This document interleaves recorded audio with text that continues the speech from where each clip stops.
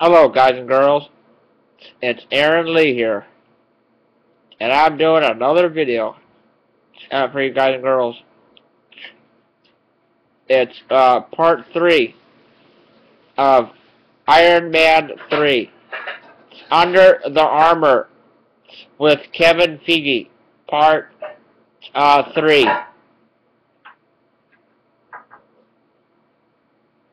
Yep, this is part 3. All right, it's pretty cool, huh? The producer behind the Marvel, the producer behind the Marvel Cinematic Universe, foreshadows the world of Iron Man 3. Posted April 11th, 2013, 12:13 p.m.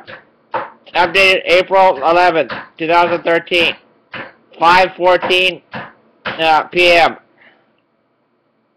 Kevin Feige's already spilled on what Marvel's Iron Man 3. Director Shane Black brings to the saga of Tony Stark, and hinted at what the future holds for the film's cast. At what the future holds for the film's cast. But now he digs even deeper into the movie's story in another installment of Iron Man 3, Under the Armor. In case you missed, because you're banking.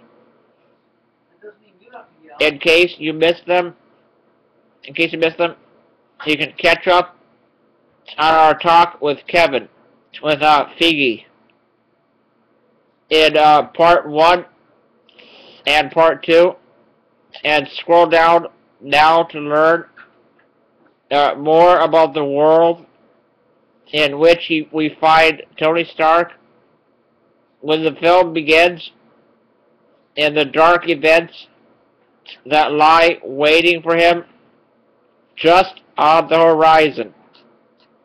Iron Man 3 flies into theaters and IMAX 3D May 3rd. Marvel.com says, you mentioned the one kid we see in this film, Harley, Harley,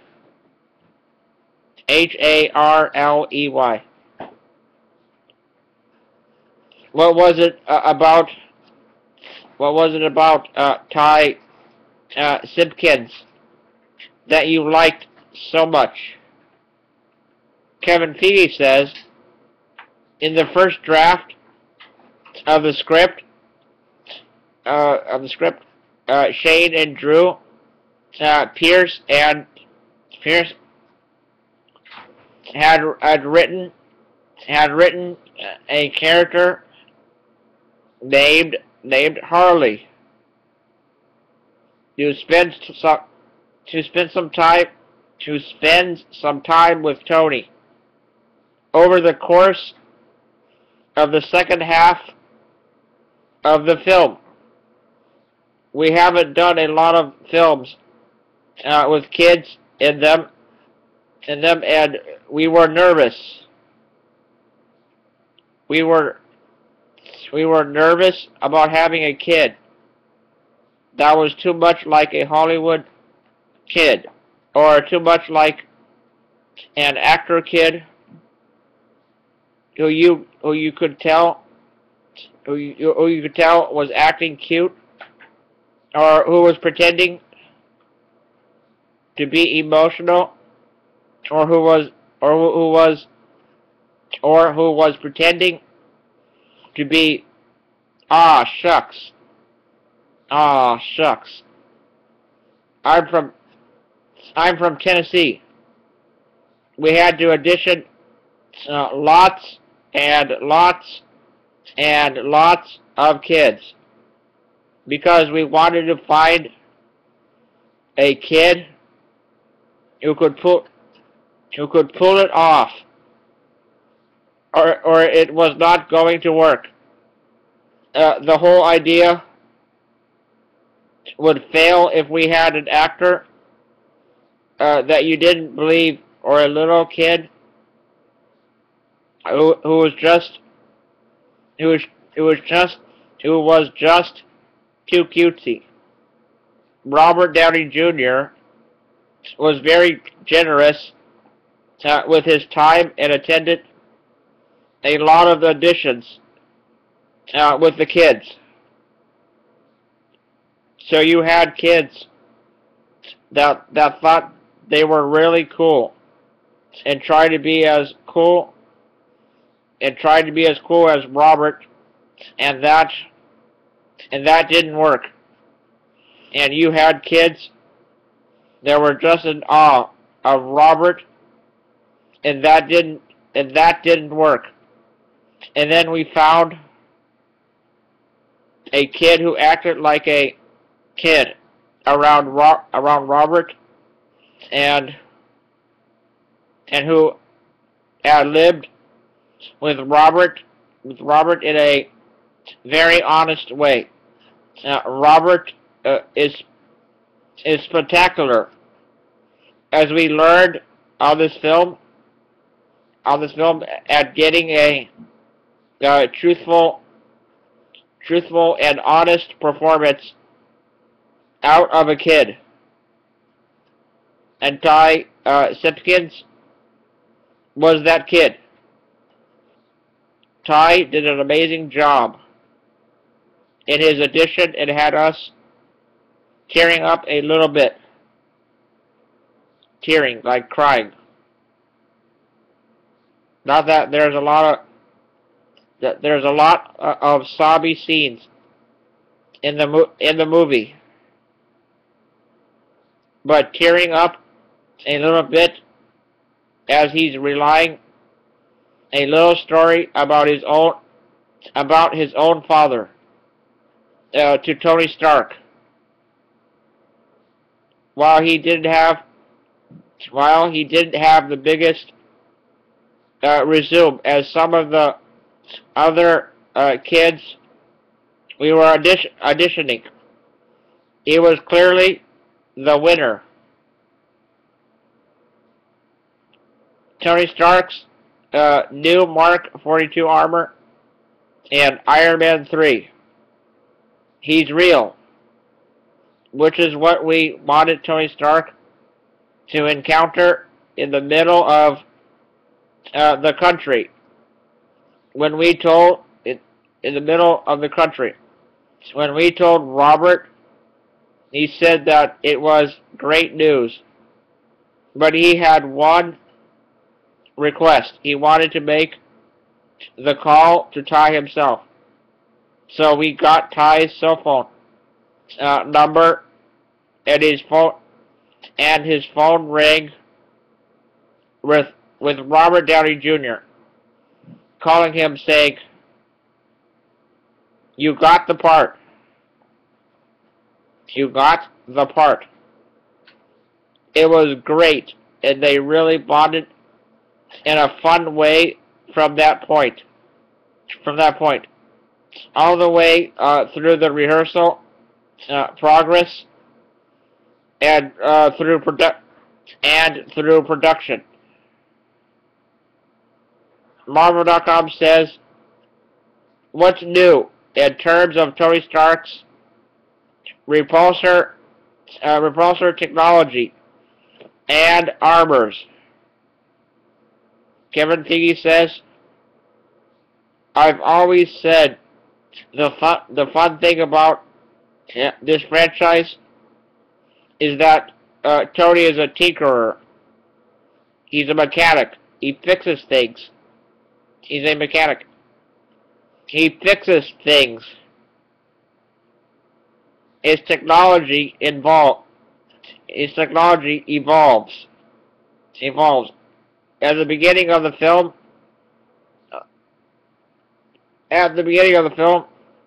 Tony is working on a way of getting the suit onto him as quickly as possible. In Iron Man, in Iron Man, he has to stand in a gantry and have the suit built around him. In Iron Man 2, it's the same idea. That gantry, that takes quite a while, and you need a giant gantry to assemble the suit onto him. And Marvel's The Avengers, we see a slight advancement in the technology. If you remember, Loki throws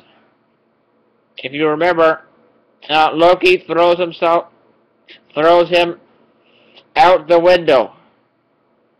He seems to be plummeting to his death. When he calls something on his wrists, and a big, bulky, piano-sized device comes flying out after him and ends up wrapping around him. And that turns out to be the Mark VII. Tony's taken that idea of a suit that can deploy to him even further at the beginning of this film. And we have what we call the prehensile suit, which allows each individual piece of the suit to fly separately and latch onto him. Iron Man worse for wear in Iron Man 3. It doesn't quite work perfectly, but it is a great advancement that Tony uses throughout this movie, so that wherever he is, theoretically, he can call it to him, and it can arrive. It doesn't always work, and there's a great scene in the movie which we gave a little taste of the fans at Comic-Con this year, and a giveaway of an art poster that Ryan Berdinning had done, where the entire suit doesn't come to him. He just gets one glove. And one boot, and has to fight off. A battalion of bad guys with just the boot and just the glove. It's often the limitations of the suit that can provide the most fun. When the suit breaks, when the suit doesn't quite work, and there's that, and spades. We also, though, hint early on in the film, by mentioning that this is not the Mark VII, as you might think, because the Mark VII was the last suit revealed in Marvel's The Avengers. It's the Mark 42. So there are well over 30 suits that Tony as built in between the time of Marvel's The Avengers and Iron Man 3. Because of his obsession. By the end of the film, we see each and every one of them, and you realize Tony is a mechanic, and he has been tinkering any conceivable idea he had about the suit technology that he built and stored in his Hall of Armor. Finally, after talking about it for 4 movies, we finally see his Hall of Armor and the giant army of suits that he's built for himself. War Machine becomes the Iron Patriot in Iron Man 3. Marvel.com says, talk about the Iron Patriot and the evolution of War Machine.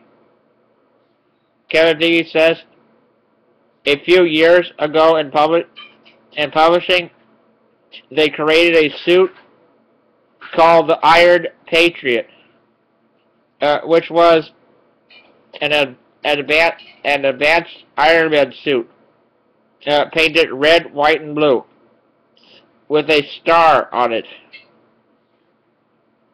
In the comics, it's a different character that wears it and utilizes it. But we really loved that image.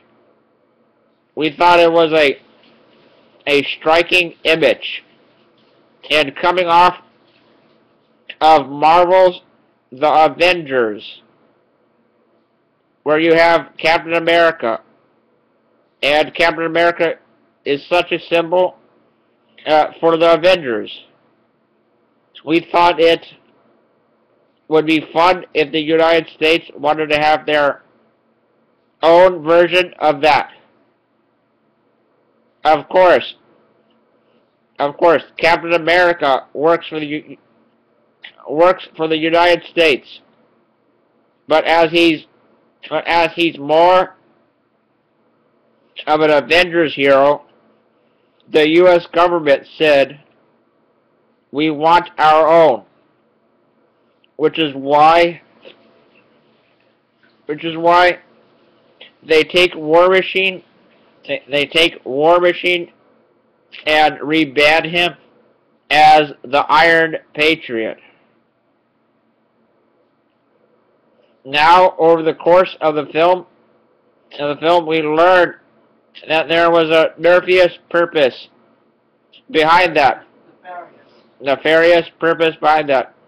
It's a great example how sometimes you take and stay true to a character as pulled from the comics, and sometimes the comics can be the kernel of an idea that you then flesh out and build into something else. One of the best things about being a part of Marvel Studios is that you have the house of ideas. You know, you have the publishing division that comes out with dozens of books a month, and we flip through almost every one of those books every month and just pull things, and you don't know where they could be used. But you know, a few years ago, we pulled out the Iron Patriot and said, that's cool. That's cool. Wouldn't that be fun to play with that someday? And you'll see it in Iron Man 3. Ben Kingsley plays the villainous Mandarin in Iron Man 3. Marvel.com says, how will the Ten Rings play into the story? Kevin Feige says, the Ten Rings is a terrorist organization that we set up in Iron Man. And it really is something that is only for the Eagle Eye fans. Jensen in Iron Man says they call themselves the Ten Rings. The Ten Rings.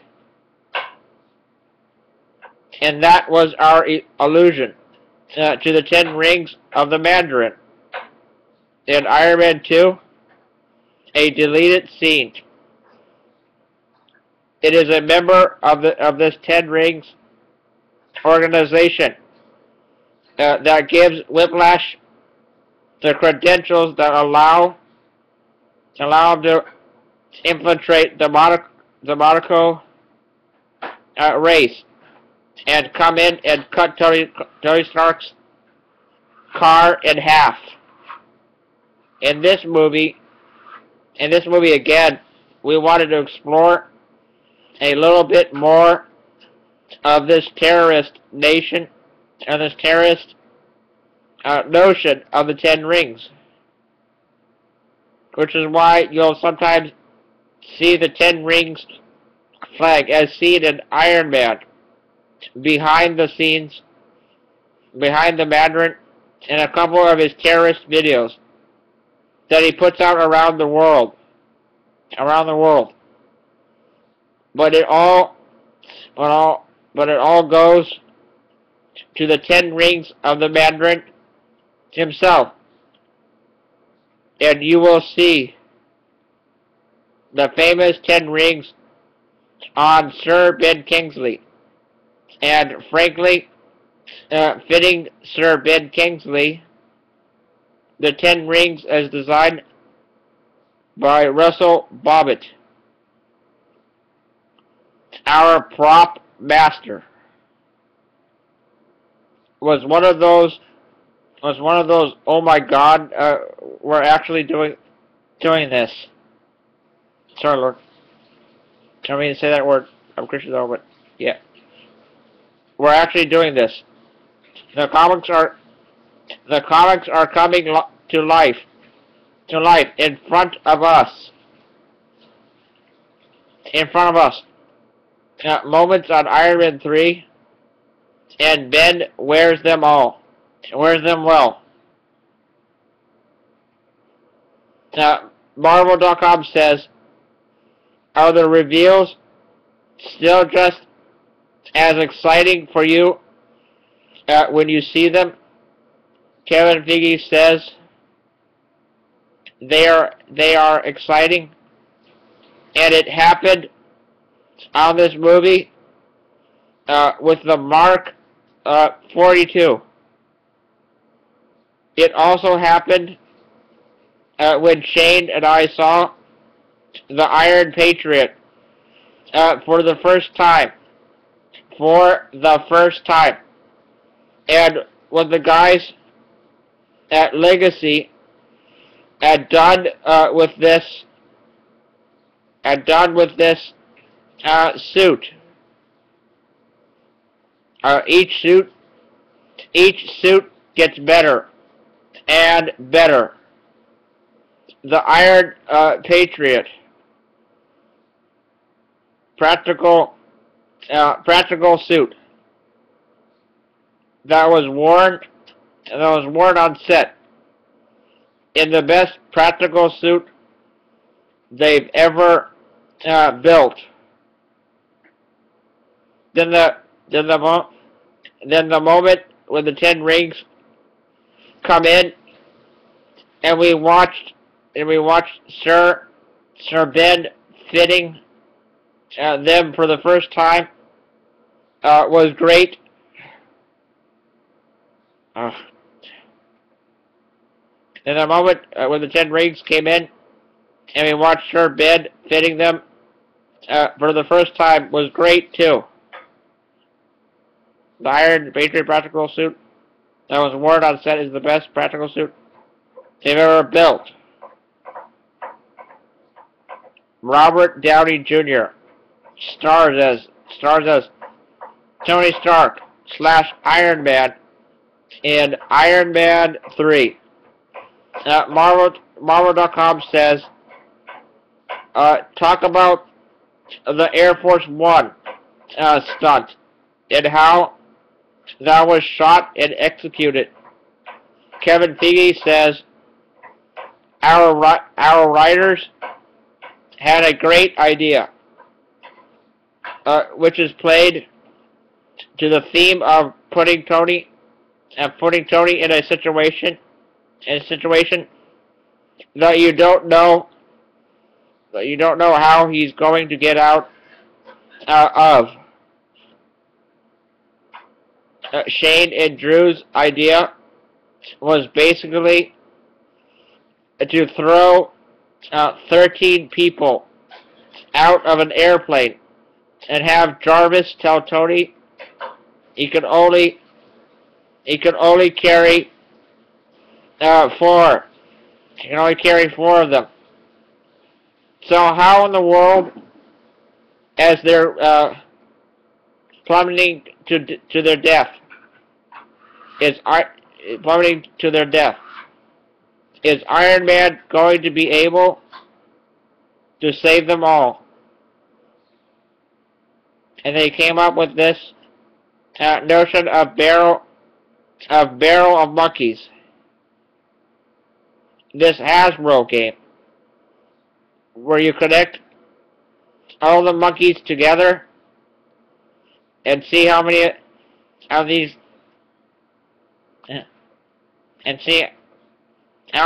little plastic monkeys you can latch together by their fingers. And Tony begins to fly down and begins to grab onto people and tells those people to grab onto the next person. And suddenly,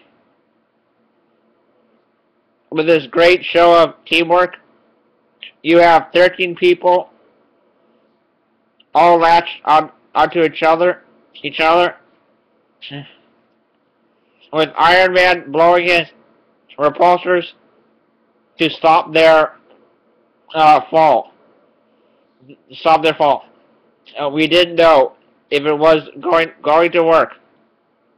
We did storyboards. We did storyboards for it and some this for it, and started to realize this could be really cool. This is going to be great. We wanted to see how he's going to get out of this. And the discussion was how we are going to film this. Our second unit director, Brian Smurs, and our stunt team said, why don't we just throw 13 people out of a plane and film it? Pepper Potts, Gwyneth Paltrow, and Tony Stark, Robert Downey Jr. in Iron Man 3. Over 8 days with 10 jumps. Over 8 days with 10 jumps a day. That's exactly what happened.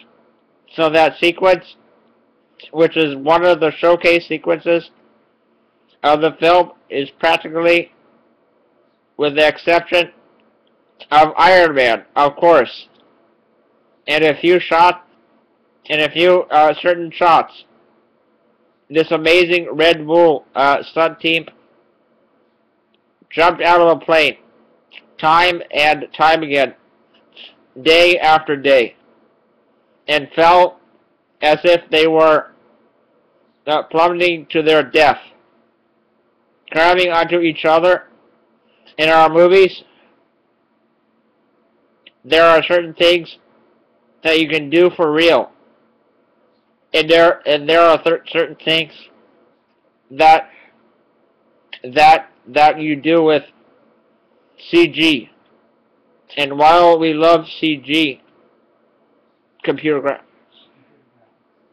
and we'd never be able to make a movie without it. If there's something that you can do practically, it's usually better to attempt to do it that way.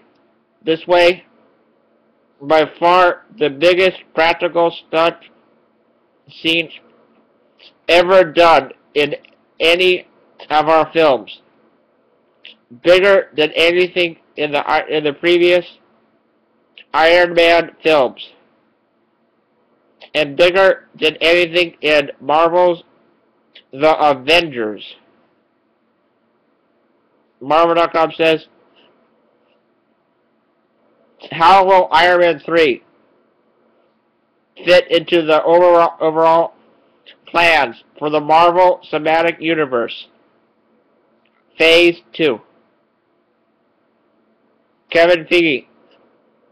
When we began Marvel Studios and started making our own films, we tasked with making 2 films a year.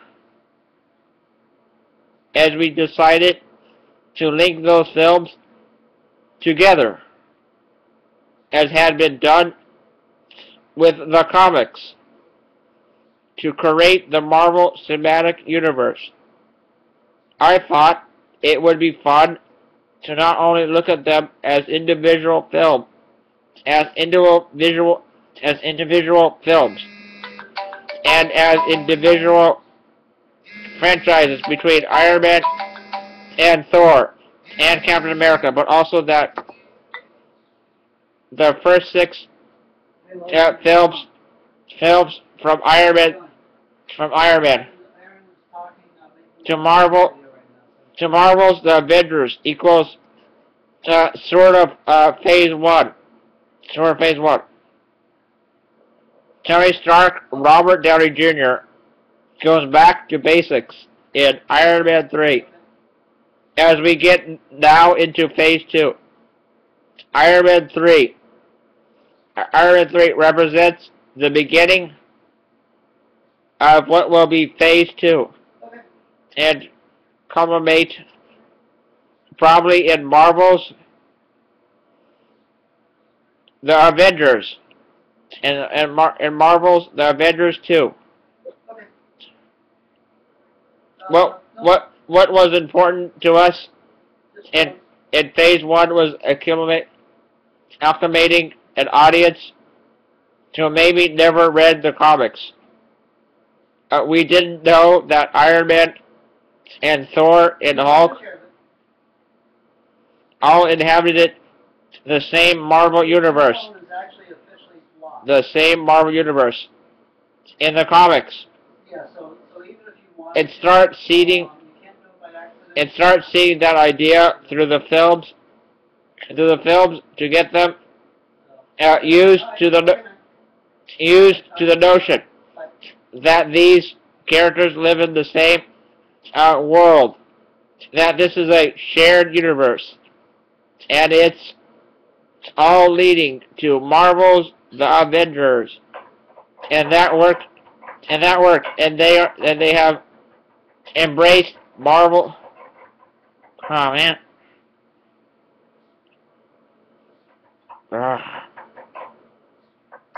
These characters lived in the same world that is a shared universe. And it's all leading to Marvel's The Avengers. And that worked, and they have embraced Marvel's The Avengers beyond our wildest expectations. Now with the beginning of phase 2, the audience knows that. The audience knows there are connective tissues leading it, and will continue. So now we have the leeway and the ability to have fun with that, just like they do in the comics. we could have fun and surprises with two connects. But what was important to us with Iron Man 3, the first film in our new Phase 2, is that it stands apart and stands on its own, taking Tony Stark from Marvel's The Avengers into such a personal, solo individual journey was always the goal. We remind audiences that Tony Stark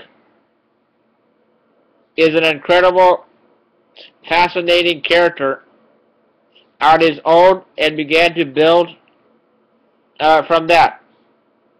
He certainly inhabits that superhero world and that shared universe.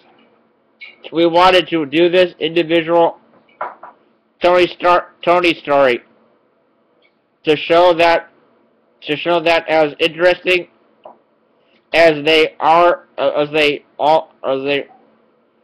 all together, they're equally interesting on their solo journeys. Marvel.com says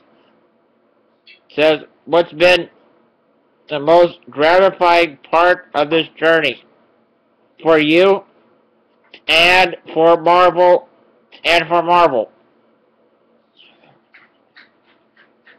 Kevin Feige says the most gratifying part of the journey thus far at Marvel Studios is seeing the worldwide global movie audience respond to these films. It is incredibly gratifying that people have responded to what comic fans have known for decades. That this kind of shared ongoing saga and mythology is of interest. I think people like the notion of going to see a film that fits into a broader mythological framework. That's it for you guys and girls. I hope you enjoyed. And please rate, leave a comment, like, add to favorites, and subscribe. And leave your thoughts and opinions, too. Gotta see you later, all. I hope you are having a fantastic day. Thanks to my videos. And have a pleasant day. And I love this movie. Gotta go now. Alright, bye.